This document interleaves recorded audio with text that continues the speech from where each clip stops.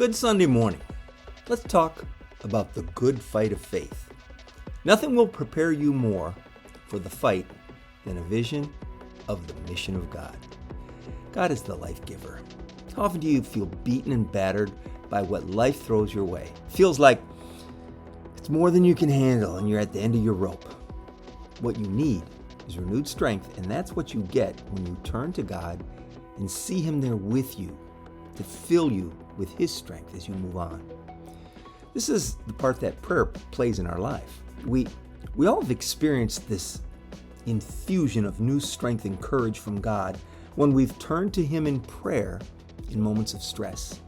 Through prayer, God gives us what we need so we won't lose heart when the times of discouragement come. Be encouraged by the example of Jesus. When you have more shame than strength, remember Jesus, who while testifying before Pilate made the good confession. Pilate examined Jesus and he found no fault in him. And then Pilate asks Jesus a question. Are you the king of the Jews? Now Jesus could have said no, and he would have essentially denied being the Messiah. But he was the king of the Jews. And he knew that if he said yes, there was no way he could escape being put to death, because the Jews would charge that Pilate was befriending a traitor of Caesar if he didn't put Jesus to death. Answering yes would seal Jesus' fate. Jesus knew it, but he looked Pilate square in the eyes and said, "It is as you say." That confession cost Jesus his life. Paul's reminding Timothy, there's going to be times when you're going to have to say no.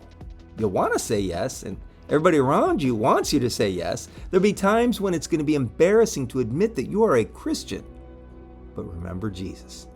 He set the good example. He is the faithful witness to the truth. Lord, teach me to fight, knowing that you are the giver of life. By your Spirit who lives in me, grant me the same courage to be a faithful witness that you demonstrated. In your holy name I pray. Amen. It's Sunday morning.